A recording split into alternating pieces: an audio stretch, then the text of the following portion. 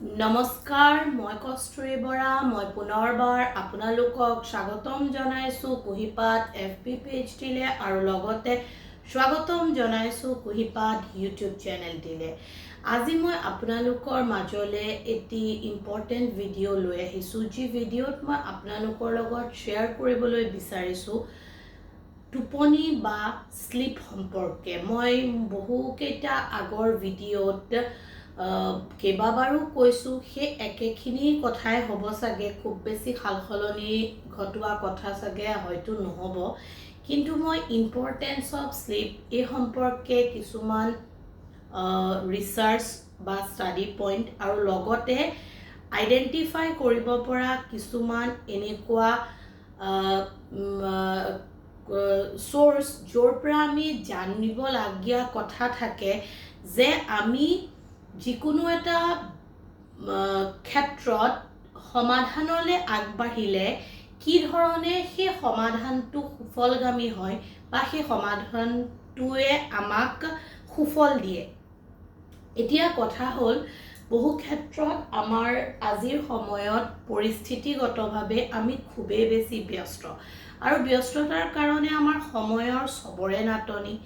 বহু ব্যক্তি আজিৰ সময়ত এই সমস্যাটো আগৰ পৰাই আছিল যদিও ৰেপিড পেটাৰ্ণত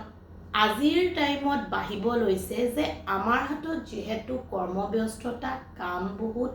দৌৰিব বহুত লাগে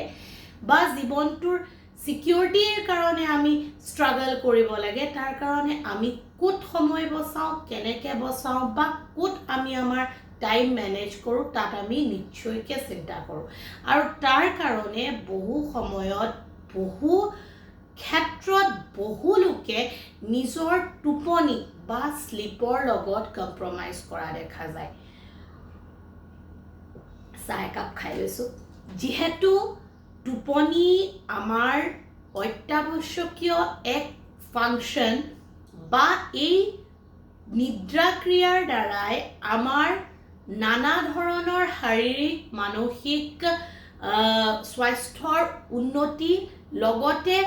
অশান্তিদায়ক, কষ্টকৰ আৰু খণ্ডিত আৰু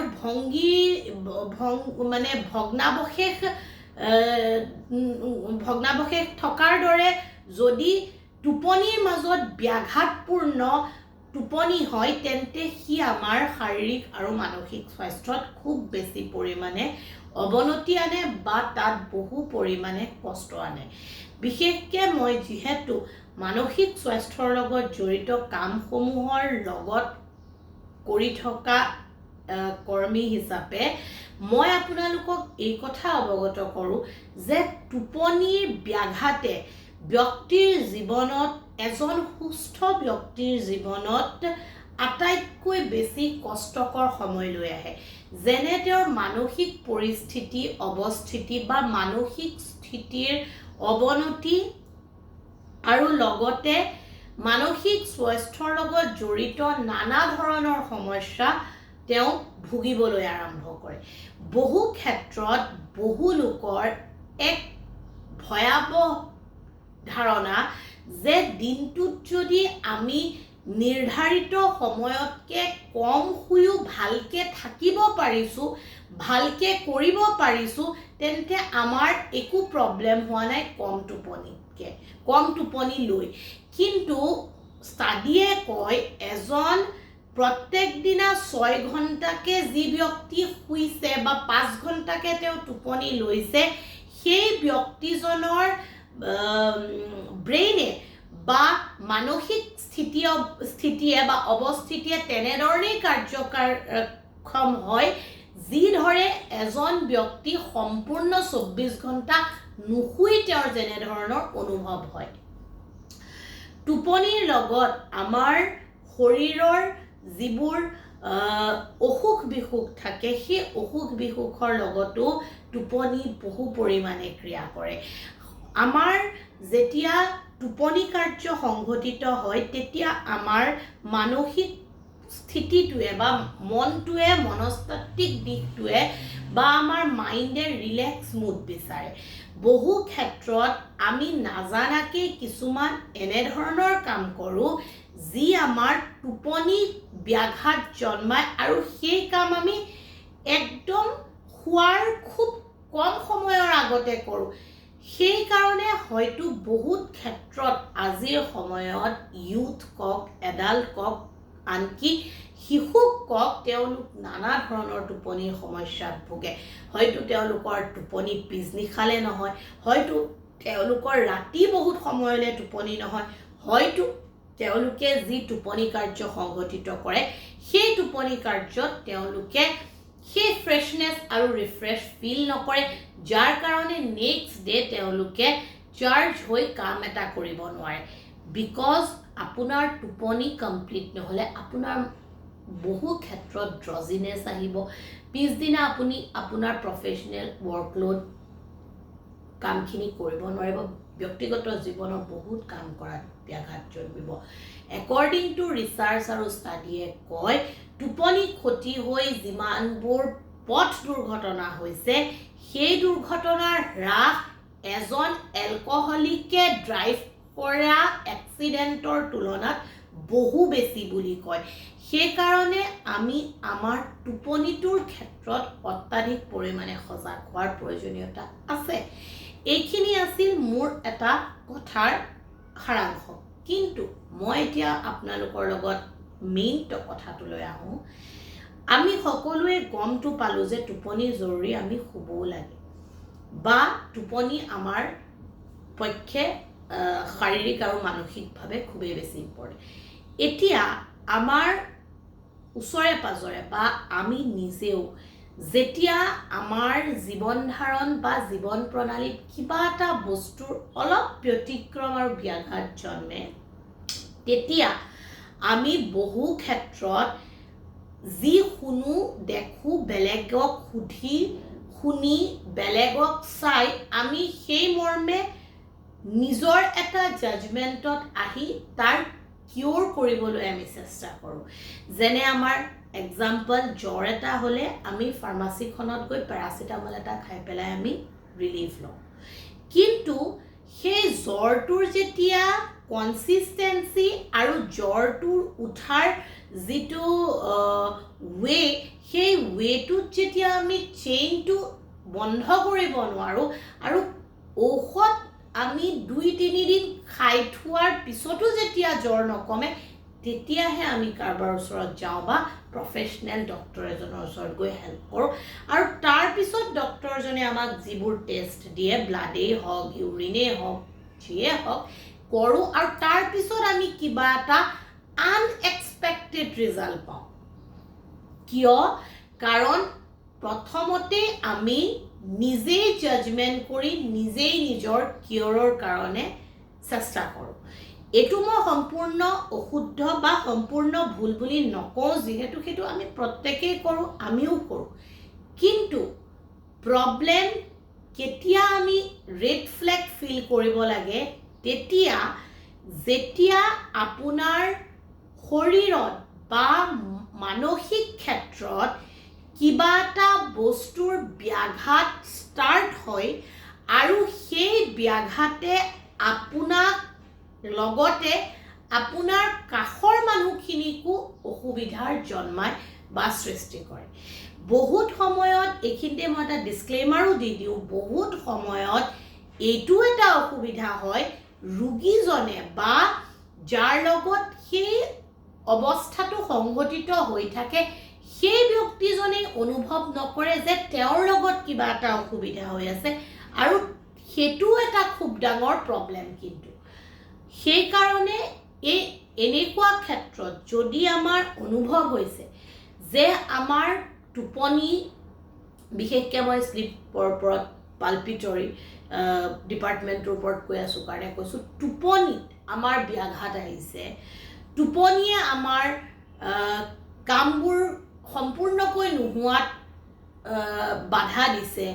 বা টোপনি আমাৰ ভাঙি ভাঙি আহিছে বা বহুত কিবা এটা চেষ্টা কৰাৰ মূৰতহে আমাৰ ৰাতি টোপনি আহিছে বা আহে দেৰি ৰাতিলৈকে তেন্তে সেইটো কিন্তু কেতিয়াও ইগনোৰ কৰিবলগীয়া বিষয়বস্তু নহয় আমি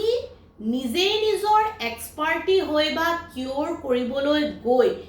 ডেফিনেটলি কিবা এটা চিন্তা কৰি কিবা এটা লওঁ ঠিকেই, কিন্তু আমি কি ধৰণে কৰিম, কি পেটাৰ্ণত সেই বস্তুটোৱে আমাক ভালকৈ কামত আহিব, সেই বস্তুটো আপোনাক কিন্তু সেই প্ৰফেশ্যনেল ডক্টৰেই হওক বা থেৰাপিষ্টজনেই হওক তেওঁহে আপোনাক গাইড কৰিব, আৰু সেইমতেহে আপুনি কৰিলে সুফল পাব। জানেতো হয়তো আপুনি বা ময়ো যে একেটা কৰিলে ভাল, কিন্তু কোনটোৰ পিছত কোনটো কৰিব, কোনটো কৰিলে কেনেকুৱা বেনিফিট বা বেটাৰ আপুনি লাহে লাহে ফিল কৰিব, সেইটো কিন্তু আপোনাক গাইড প্ৰফেশ্যনেলজনেহে কৰিব। ঠিক তেনেদৰে টোপনিৰ ক্ষেত্ৰত মই কওঁ, যেতিয়া আমাৰ টোপনিত ব্যাঘাত হয়, শিশু হওক, এডাল্ট হওক, অল্ড এজ লোকসকল বা বৃদ্ধ বয়সৰ লোকসকল হওক, তেওঁলোকে খুবেই বেছি অসুবিধাৰ সন্মুখীন হয়। তেওঁলোকৰ খাদ্যবস্তু গ্ৰহণ, হজম, লগতে তেওঁলোকৰ চিন্তা, কগনিশ্যন, কোঅপাৰেশ্যন, কমিউনিকেশ্যন, ৰিজনিং, তেওঁলোকৰ প্ৰত্যেকটো ক্ষেত্ৰতেই টোপনিৰ অসুবিধাই তেওঁলোকক অসুবিধা দিয়ে। এটা টাইমত ইমানেই বেছি অসুবিধাৰ তেওঁলোক সন্মুখীন হয়, নেচাৰেলি টোপনি আহাৰো পেটাৰ্ণ কিছুমানত ব্যাঘাত জন্মে। আমি এটা sleeping tablet, non prescription tablet এটাৰ নাম জানি বা প্ৰেছক্ৰাইব টেবলেট এটাই ৰিকণ্টিনিউ কৰিলেই আমাৰ টোপনিৰ সমস্যাটো সমাধান নহয়। আমি যিকোনো এটা বস্তু দমাই ৰাখোঁ বা ডমিনেণ্ট কৰি ৰাখোঁ, যিটোক আমি ডিমাইন্স ফেক্টৰ বুলি কওঁ, সেই ফেক্টৰটোক আমি ছাপ্ৰেছ কৰি দিওঁ, আৰু আল্টিমেট এটা টাইমত সেই ফেক্টৰটোৱে আমাক আৰু বেছি ব্ৰাষ্ট আউট কৰিলে দিগদাৰ কৰে। সেইকাৰণে যদিহে আমি তেনেধৰণৰ টোপনি বা তেনেকুৱা পেটাৰ্ণত অসুবিধা পাওঁ, বা আমাৰ লগাতকৈ বেছি টোপনিৰ পৰিমাণ কম, তেন্তে আমি ইমিডিয়েটলি এজন থেৰাপিষ্টৰতো সহায় ল'বই লাগে। লগতে যিকোনো ক্ষেত্ৰত এটা কথা আপোনালোকক কওঁ, শোৱাৰ আগত এনেকুৱা ফিজিকেল আৰু মেণ্টেল এনেকুৱা কোনো ধৰণৰ ষ্টিমুলেটিং টাস্ক কৰিব নালাগে যাৰ কাৰণে আপোনাৰ টোপনি অহা ব্যাঘাত হয়। এতিয়া সেই ষ্টিমুলেটিং টাস্কবোৰ কি হ'ব, বা সেই ষ্টিমুলেটিং টাস্কবোৰ আপুনি কেনেকৈ এৰাই চলি টোপনি আপোনাৰ সুস্থ হ'ব, সেইটো কিন্তু আপুনি প্ৰফেশ্যনেল থেৰাপিষ্টজনৰ ওচৰতহে গ'লে আপুনি জানিব, বা আপুনি কাউন্সেলিং ল'লেহে সেই বস্তুটো গম পাব। এনেকুৱা নহয় যে সেইখিনি জেনেৰেল হিচাপে ক'লে সকলোৰে ক্ষেত্ৰত উপযোগী হ'ব, ডেফিনেটলি নহয়। টোপনিৰ অহা সময়ত আমি আমাৰ মাইণ্ডটোক ৰিলেক্স মুডত নিব লাগে। আল্টিমেট আমাৰ মাইণ্ড যেতিয়া ৰিলেক্স হ'ব, আমাৰ বডি ৰিলেক্স হ'ব। টোপনিৰ টাইমতে আমাৰ কি হ'ব, মাইণ্ড ৰিপেয়াৰ, ৰিমেমৰি, আমাৰ যিখিনি নতুন ফৰ্মেশ্যন থাকিলে বা চেলছবোৰৰ যদি কিবা আমাৰ ৰেষ্ট লাগে, এই গোটেইবোৰ প্ৰক্ৰিয়া টোপনিৰ দ্বাৰাহে পচিবল হ'ব। ঠিক তেনেদৰে বহু ব্যক্তিৰ এটা ভুল ধাৰণা বা ষ্টুডেণ্টছৰো ভুল ধাৰণা থাকে যে মই কমকৈ শুম, বেছিকৈ পঢ়িম। ষ্টুডেণ্টছসকল বা ৱৰ্কিংসকলেও এটা কথা জানিব লাগে, যিমানেই আপুনি কম শুব, সিমানেই আপোনাৰ ব্ৰেইনে শোৱাৰ সময়ত যিবোৰ বস্তু ছাবকনচিয়াছ মাইণ্ডত যাবৰ কাৰণে ডিপ শ্লিপ মানে গভীৰ নিদ্ৰাৰ প্ৰয়োজন হয়, সেই বস্তুটো নাপাব, আৰু নেপোৱাৰ কাৰণে আপোনালোকে কালেক্ট কৰা যিকোনো ইনফৰমেশ্যন এক্সটাৰ্নেল ৱৰ্ল্ডৰ পৰা সেই বস্তুখিনি ব্ৰেইনে কেতিয়াও ছাবকনচিয়াছ মাইণ্ডত লং টাৰ্ম মেমৰি ট্ৰান্সফাৰ কৰিব নোৱাৰে, কোনো দিন কোনো কাৰণত নোৱাৰে, যাৰ কাৰণে খুব ইজিলি আৰু যাৰ কাৰণে খুব জলদি আপোনালোকৰ মেমৰি লছ হ'ব। আৰু মেমৰি এজন হিউম্যান বিঙৰ কাৰণে কিমান বেছি ইম্পৰ্টেণ্ট থিংছ হয় সেইটো মই এক্সপ্লেইন নকৰিলেও আপোনালোকে জানিব সো টোপনিৰ ক্ষেত্ৰত কোনো কাৰণত কেতিয়াও আমি কম্প্ৰমাইজ কৰিব নালাগে টোপনি নেচাৰেলি আহাৰ কাৰণে যিখিনি প্ৰপাৰ থেৰাপিষ্ট কাউন্সেলিং যোনে স্লিপ থেৰাপি আপোনাক প্ৰভাইড কৰিব পাৰে তেওঁক আপোনালোকে কনসাল্ট কৰিব লাগে জীৱনৰ বিভিন্ন ফেজত বিভিন্ন সময়ত বিভিন্ন কাৰণে টোপনি ব্যাঘাত আহিব পাৰে একো ডাঙৰ কথা নহয় কিন্তু বাধ্যবাধকতা আমি শুৱাটো আমি এটা সুস্থ হেলদি টোপনি লোৱাটো সো মই আশা কৰো আপোনালোকে মোৰ এনেবোৰ ভিডিও চাই ভাল পায় আৰু ভৱিষ্যতেও ভাল পায় গৈ থাকিব আৰু এটা ইম্পৰ্টেণ্ট কথা মই আপোনালোকক শ্বেয়াৰ কৰিবলৈ বিচাৰো ঠিক আছে আমি আজিৰ ডেটত সকলো পজিটিভ মাইণ্ড সকলো পজিটিভ আমি YouTube Facebook videos reels shorts সবতে দেখো মানুহে পজিটিভ কথা শ্বেয়াৰ কৰে আজিকালি সকলোৱে একোজন মোটিভেশনাল স্পিকাৰ মই হেতুও মানো যে হেখিনিয়ে বহু সময়ত সমাজলৈ বহু ক্ষেত্ৰত ইউথলৈ বহু ক্ষেত্ৰত নজনা বহু লোকলে সহায় আগবঢ়ায় ইনফৰমেশন দিয়ে কিন্তু মোটিভেশন শুনি থাকি বা মোটিভেশন লৈ থাকি বা চাই থাকি বা পজিটিভ থিংকিং শুনি থাকি বা চাই থাকি বা লৈ থাকি কোনো ব্যক্তি কোনো কালেই পজিটিভ হ'ব নোৱাৰে যিটো পজিটিভিটি হোৱাৰ জাৰ্নি বা আমি যেনে ধৰণে আমাৰ ইগো ভায়োলেন্স এৰোগেন্স স্টাবাৰ্ন এই বস্তুবোৰ এৰি আমি পজিটিভ হ'ম তাৰ এটা কনসেপচুৱেল ভিজুৱেলাইজ প্ৰসেস আছে য'ত আমি কাম কৰিহে পজিটিভ হ'ব পাৰো মই মোৰ আগৰ ভিডিওটো বহু আগৰ ভিডিওটো কওঁ কোনো মোটিভেশনাল স্পিকাৰ কোনো পজিটিভ স্পিকাৰ কোনো পজিটিভ কথাই আপোনাক তেতিয়ালৈকে পজিটিভ নকৰে যেতিয়ালৈকে আপোনাৰ চিন্তা পজিটিভ নহয় বা যেতিয়ালৈকে আপুনি চিন্তা পজিটিভ কৰাৰ মেথড নাজানে বা চিন্তা পজিটিভ কৰাৰ ৰুলছ বা ৱে নাজানে আৰু কাউন্সেলিং বা থেৰাপিষ্ট সেইকাৰণেই থাকে যে তেওঁলোকে সেই ৰুলছখিনি নিৰ্ধাৰিত কৰে বা ৰুলছখিনি দেখাই দিয়ে যে কেনেকৈ এটা সিচুৱেশ্যনক আপুনি টাৰ্ন কৰিব বা কেনেকৈ এটা সিচুৱেশ্যনক আপুনি ৰিভাৰ্ছ সাইকোলজিৰ দ্বাৰা আপুনি আপোনাৰ কন্ট্ৰললৈ আনিব সো সেইটোহে ডিফাৰেন্স হয় এজন ভিডিও মোটিভেটৰতকে বা স্পিকাৰ বা এজন পজিটিভ টকাৰ বা এজন পজিটিভ স্পোকাৰৰ লগত এজন থেৰাপিষ্ট আৰু প্ৰফেশনেল কাউন্সেলৰ জন সো মই আশা কৰো এই ইনফৰমেশনখিনিয়ে আপোনালোকক বহু পৰিমাণে সহায় কৰিব